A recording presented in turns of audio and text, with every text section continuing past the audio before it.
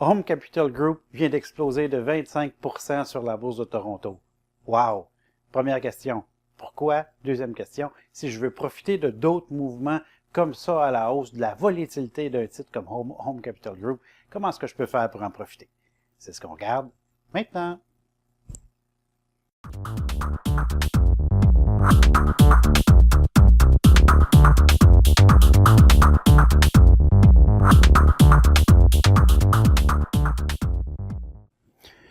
Bonjour à tous. Écoutez, avant de parler de la hausse spectaculaire, de pourquoi on a monté et comment on peut en profiter, j'aimerais parler un petit peu de c'est quoi ça, Home Capital Group. En fait, plusieurs personnes ne connaissent pas parce que c'est une entreprise qui est d'Ontario. C'est un prêteur hypothécaire en Ontario qui fait 80% de son chiffre d'affaires en Ontario, 2% au Québec seulement, là. Et le restant est réparti à travers le Canada. Et c'est une entreprise qui est spécialisée, comme que je mentionnais, dans les prêts hypothécaires. Ça ressemble beaucoup à Tangerine, si vous connaissez, là. Sous le sens que on va accepter des dépôts des épargnants, on va leur donner un taux d'intérêt plus élevé, on va se retourner et on va faire des prêts hypothécaires à d'autres épargnants et notre profit va se faire entre la différence du dépôt qu'on a pris et du prêt hypothécaire, donc la différence entre les deux. Bon, Home Capital Group le fait de façon un petit peu différente de Tangerine. Ce qu'ils vont faire, c'est, puis là je vous parle de l'offensive des 18 derniers mois, là. Ce qu'ils vont faire, c'est qu'ils vont accepter beaucoup les dépôts par Internet, entre autres par Oakland. À propos, tous les noms que je donne, tous les chiffres, si vous voulez avoir le tableau des profits des 5, 6, 7 dernières années, les estimations pour le futur, tout ça, c'est sur le site web de Bourse 101 dans le blog. Vous allez avoir ça. Donc, si vous êtes sur YouTube ou Facebook, allez jeter un œil là-dessus. Je poursuis. Donc, on va faire un profit entre le dépôt et le prêt hypothécaire. Ils vont utiliser comme deux méthodes, si on veut, pour les deux. Pour le dépôt, on va aller les chercher avec Oakland. Oakland, je vais vous mettre un lien pour le site web. Allez jeter un œil. Vous avez des taux d'intérêt assez incroyables. Ceux qui veulent des CPG 1 an, 2 ans, 3 ans, je pense que c'est les meilleurs taux au Canada, tout simplement, là. Présentement, en date de ce matin, je regardais un CPG 3 ans, c'est-à-dire un CPG 1 an est à 3%. C'est beaucoup plus haut qu'une banque standard, on va se le dire. D'un autre côté, ils vont faire des prêts hypothécaires. Les prêts hypothécaires, ils vont utiliser la distribution par courtier. Donc, ils vont utiliser des courtiers pour distribuer les prêts hypothécaires et ils se sont spécialisés dans la clientèle un petit peu plus difficile, on va le dire comme ça. Donc, les personnes qui n'ont pas des emplois traditionnels. Un bon exemple serait un vendeur à commission. Par exemple, un agent d'immeuble. Très difficile pour eux d'aller emprunter pour avoir un prêt hypothécaire. Même chose pour les travailleurs autonomes, les entrepreneurs, les travailleurs saisonniers. Donc, dans des régions comme en Gaspésie, le pêcheur, des choses comme ça, là. Donc, très difficile pour eux d'aller chercher des prêts hypothécaires et on a Home Capital Group qui est venu se spécialiser un petit peu dans ce marché-là. Évidemment, vous comprenez qu'on peut charger un petit peu plus cher pour le taux hypothécaire, puisque c'est à risque, entre guillemets. Donc, et on va donc facturer un petit peu plus cher pour le taux, ce qui nous permet qu'on peut payer un petit peu plus cher aux épargnants aussi qui vont venir faire des dépôts. Les deux vont ensemble. Donc, il y a un schéma d'affaires un petit peu particulier. C'est pas le schéma d'une banque, hein. Oui, on a des opérations standards, carte de crédit, puis etc., mais ça reste quand même une petite partie de leur chiffre d'affaires. Principalement, on peut encore les classifier de prêteurs hypothécaires et c'est de là que vient leur principal revenu. Donc, maintenant, si on revient et on se pose la question, quelle était la nouvelle aussi extraordinaire? Bon, premièrement, les états financiers sont sortis. On a parlé d'une hausse de 10% des profits. C'est correct, mais de là à justifier 25% de hausse sur le prix de l'action, là. On a parlé que le nombre de prêts hypothécaires avait augmenté énormément trimestre actuel par rapport au trimestre il y a 12 mois. Mais il faut se rappeler qu'il y a 12 mois, on était en pleine gestion de crise et on se demandait si la compagnie n'était pas pour fermer, là. Donc, je pense pas que c'est une belle partie de comparaison, venir comparer nos chiffres d'actuel par rapport à il y a 12 mois. On pourrait parler de la crise, tiens. Il y a 12 mois, on se rappelle, il y avait renvoyé, là je vais vous donner des chiffres exacts, il y avait eu un renvoi qui avait eu lieu juste avant de 45 courtiers hypothécaires qui avaient falsifié des documents de leurs clients pour faciliter l'acceptation de leur prêt hypothécaire. On se rappelle que les courtiers sont payés à commission, donc si on arrive avec des plus beaux chiffres, on augmente nos commissions, donc etc. Et Home Capital Group a voulu faire le ménage là-dedans. Légitime. La Ontario Security Commission est arrivée à l'intérieur de ça et ils ont regardé ces choses-là et ils ont sorti un rapport qui était assez dévastateur et qui venait dire que Home Capital Group n'avait pas communiqué efficacement les événements qui s'étaient passés par rapport au courtier. C'était aussi vague que ça. Il y a un vendeur à découvert qui a sorti une nouvelle et qui a dit « Communiquer efficacement égale, il nous monte ». En fait, je vous cite, « Home Capital Group est un nid de guêpes qui ne contient que du trouble ». Et ça, c'était d'après l'avis d'un vendeur à découvert qui a été repris par plusieurs journaux à l'époque. Évidemment, ça ne l'a pas aidé. En même temps, évidemment, c'est une tempête parfaite. Donc, on a le président qui a démissionné et qui est parti. Deuxièmement, on a le chiffre d'affaires d'entreprise qui était en croissance à chaque année depuis quelques années. Puis là, on n'a pas été en croissance. Même chose avec les profits qui augmentaient à chaque année, période 2015-2016, un petit peu plus difficile. Donc, on a eu comme la fin de la croissance. Les investisseurs qui ont commencé à être nerveux. En même temps, on a eu un run on the bank, puisque certains journalistes qui ont affiché le mot faillite, peut-être. Évidemment, lorsqu'on est un épargnant et qu'on dit que notre banque va peut-être faire faillite, qu'est-ce qu'on fait? On s'en va à la banque et on dit, moi, je veux avoir mon argent tout de suite, right now.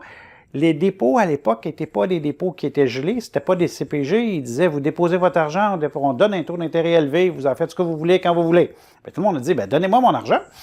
Fait que, tout le monde a retiré son argent. Fait que Home Capital Group, qui avait beaucoup de dépôts, les dépôts ont fondu. Évidemment, pour redonner l'argent aux investisseurs, si vous comprenez le modèle d'affaires, eux autres, ils n'ont pas cet argent-là. Là. Ils l'ont mis dans un prêt hypothécaire gelé 5 ans pour avoir le maximum de taux d'intérêt.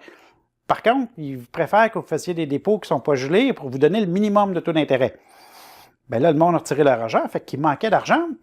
Fait que là, les rumeurs ont de plus en plus persisté. Il y a eu de plus en plus de personnes qui retiraient leur argent. On s'est ramassé avec un problème extrêmement sérieux.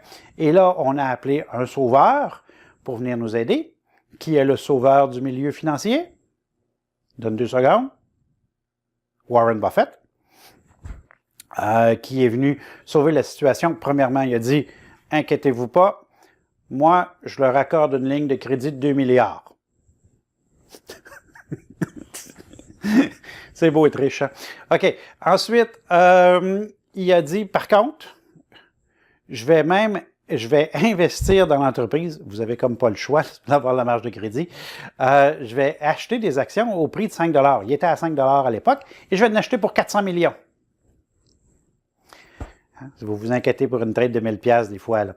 OK. Lui, il a dit, OK, c'est beau, j'y vais, 400 millions. Fait qu'il a mis 400 millions dans l'entreprise. Il a accepté de prêter 200 milliards s'il en avait besoin, s'il y avait d'autres personnes qui voulaient retirer de l'argent. Mais là, on a un sauveur qui est arrivé et la crise a été terminée. Et c'est ce qui s'est passé à l'époque. Et là, le prix de l'action a tranquillement repris à la hausse. Pour votre information, on est à 17 aujourd'hui. Là. Ce que j'aime des crises comme ça, c'est que ça permet souvent à l'entreprise de se réinventer. Premièrement, on a un nouveau président qui a des nouvelles idées et c'est beaucoup plus facile de faire passer nos nouvelles idées quand ça va mal à la shop. Hein? Donc, on peut arriver avec des nouvelles idées, prendre des parties d'entreprise qui étaient peut-être négligées et les pousser très, très fort à la hausse. Un bon exemple de ça, c'est Oakland, qui existait déjà. Je vais vous mettre une vidéo dans le blog. Allez écouter ça. Ils font une ouverture d'une succursale, qu'ils n'appellent pas une succursale, ça, ils appellent ça un store. Ça existait déjà avant et ça a été poussé beaucoup par le nouveau président. Vous allez voir, ça n'a pas l'air d'une banque. Je vous le dis, là, ça n'a pas l'air d'une banque. Allez écouter ça. Ensuite, et juste cette année, dans les 12 derniers mois, cette division-là a augmenté ses dépôts de 25 %. Wow! Pensez que c'est une banque qui aurait fait ça, là. Ça aurait été impensable. OK? Donc, on a une division qui a le vent dans les voiles qui va chercher ça. Et comment qu'elle a fait? Vraiment, c'est relativement simple. Elle est allée en ligne. Donc, on a été chercher une clientèle en ligne qui accepte les dépôts à travers le Canada avec des taux d'intérêt élevés. Bref, on va chercher un marché qu'on n'avait pas touché avant. On rentre dans un nouveau marché, dans une nouvelle direction. Wow! En fait, si vous avez suivi les cours, là, vous êtes en train de faire des crochets sur votre feuille. Oui, oui, oui, oui. OK? Donc, à ce niveau-là, c'est quand même assez palpitant. Un autre point que j'aimerais ajouter, c'est qu'au début de la présentation, je vous ai dit que le titre est que l'entreprise faisait 80% de son chiffre d'affaires en Ontario, 2% au Québec.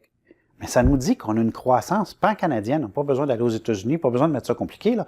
On peut juste grossir au Québec et dans l'Ouest et d'aller chercher un tout nouveau marché. Et ce que j'aime de leur schéma d'affaires, c'est que pour conquérir le Québec, ils ne sont pas obligés de venir ouvrir une succursale dans chacune des villes, puisqu'ils fonctionnent avec des courtiers. Donc, le courtier va simplement proposer les produits de Home Capital Group. Et pour aller chercher les dépôts, ils le font par Internet. Donc, ils ont besoin d'un site en français et de la publicité en français, et ça serait réglé, là. Donc, il y a une possibilité de croissance, il y a une possibilité d'aller chercher des chiffres qui sont plus beaux. Donc, nouvelle direction, nouvelle idée, nouveau concept, possibilité de croissance. Ça nous fait beaucoup de crochets qui rendent l'entreprise intéressante. J'en parle pas vraiment comme investissement à long terme, puisque quand vous allez regarder les chiffres, là, on a des chiffres qui sont plutôt en yo-yo, surtout dans les dernières années, surtout à cause de la crise. On n'est pas sorti encore de la situation, puisque notre chiffre d'affaires est encore, on a presque rejoint 2016, mais on est encore inférieur. Même chose avec les profits, on a presque rejoint, mais on est encore inférieur. Bref, c'est une entreprise que je vois beaucoup plus comme un investissement à moyen terme qu'un investissement à long terme. On se rappelle que les investissements à moyen terme, c'est des compagnies qui risquent d'avoir des mouvements sur leur graphique, hein, les mouvements du prix de l'action très élevés, 30 40 100 dans l'année, donc qui risquent d'avoir un mouvement très élevé. Et avec toutes les caractéristiques qu'on a ici, ça nous rend une compagnie du secteur financier. Et là, c'est très rare qu'on va avoir des entreprises du secteur financier qui vont venir se qualifier pour de l'investissement à moyen terme, parce qu'on peut avoir plein de belles surprises, là. On peut avoir une offensive canadienne qui fonctionne super bien, des prix qui poussent à la hausse, et c'est ce que la direction va essayer. Ils vont-tu réussir? Je sais pas. Je sais pas. Et c'est pour ça qu'on va le gérer avec l'analyse technique, qu'on va le gérer avec nos graphiques, puis qu'on va gérer nos mouvements. Donc, oui à de l'investissement à moyen terme. Est-ce qu'on l'achète demain matin? Non. Non. Écoutez, c'est la base, là. Le titre était à un point, il a monté de 25 %. Celui qui achète en haut ici, là, oui, il a fait du volume, il a fait un beau breakout, mais il est à 25 % du support. Il n'y a rien que les amateurs qui vont acheter là. C'est ceux qui achètent sur les nouvelles. On ne vient pas acheter là du tout. Mais on utilise la stratégie. On va laisser le titre revenir un petit peu. Il va faire un support. On va l'acheter sur le support. Puis s'il repart à la hausse, on s'expose à un gain potentiel très élevé. Bref, méthode standard du cours, appliquez ça mot à mot, ça va marcher, là. Mais achetez pas demain, là, c'est pas logique, là. Bon. 30 secondes, on va voir le graphique. Je pense que ça va à peine. OK, on est devant mon ordinateur. Si on regarde rapidement, là, on est à 17,5. On est là pour la deuxième journée. On est beaucoup trop haut pour quelqu'un qui voudrait faire des transactions. Ça n'a aucun bon sens, là. Regardez, le dernier support est à 12,5. Vous allez acheter à 17,5. Vous allez attendre jusqu'à 12,5. Voir si on s'est trompé. Ça gère mal. On a déjà 25 % de hausse, donc on ne vient pas faire de swing trading. Du moyen terme, on a dit qu'on achetait dans les creux. Ben là, on n'est pas dans un creux. On a beaucoup de risques. Par contre, c'est un titre qui risque de nous générer beaucoup de volatilité de cette façon-là dans les prochains mois. Et si la direction continue à faire des bonnes choses comme elle fait dans le moment, et il y a un gros si, là, on risquerait d'avoir un mouvement à la hausse. Regardez, si on va chercher un graphique un petit peu plus long, on était à 55 avant que ça se mette à aller mal, là. Donc, il y a beaucoup d'espace à la hausse, on va le dire comme ça. Oui, les actions ont été diluées avec l'arrivée de Warren Buffett, mais avec le rachat qu'on vient faire là de 300 millions, ben, on va revenir à peu près au même niveau. Bref, Oui, définitivement mettre sur la liste trop haut dans le moment. La stratégie est vraiment de laisser le titre corriger, stabiliser. Il va peut-être monter encore un petit peu plus haut, là. C'est pas grave. L'idée, c'est qu'on laisse stabiliser. Il va établir un point de support. À partir du point de support, on pourrait appliquer une stratégie de moyen terme. Et évidemment, vous prenez vos décisions sur l'analyse technique. Brise de support, on sort. Il continue à la hausse. On poursuit notre mouvement. Aussitôt qu'on est rendu à 30-40% de gain, on identifie le système de sortie par bulle en mettant plusieurs points de sortie. Bref, le standard, comme le cours, appliquez le cours tel quel, ça va marcher, là. Un détail, ne mettez pas des mots dans ma bouche. Je n'ai pas dit que vous étiez pour faire des profits. J'ai dit que le système n'a pas fonctionné. Sous le sens que si jamais il revient à la baisse, on va sortir avec une petite perte. Et s'il poursuit à la hausse, on s'expose à un gain important. C'est toute la stratégie du site web de Bourse en 1. Là, si vous êtes habitué de venir, là, on veut s'exposer à un gain potentiel très important tout en prenant le minimum de risque possible. Donc, est-ce que je m'expose à une compagnie qui pourrait éventuellement avoir des très beaux résultats? Pour le secteur financier, là, oui. Hein, il risque d'avoir des plus grandes variations sur Home Capital Group que sur la banque TD. OK? Ça me semble évident d'après tout ce que je vous ai dit jusqu'à date. Donc, on veut s'exposer à ça. Par contre, où est-ce qu'on vient l'acheter? On vient l'acheter au niveau technique et on va venir le vendre 100% technique aussi. Donc, ça va être vraiment une transaction typique de moyen terme. On vient la valider fondamentalement et ensuite, on la transige techniquement. Sur ce, messieurs, mesdames, bon trading.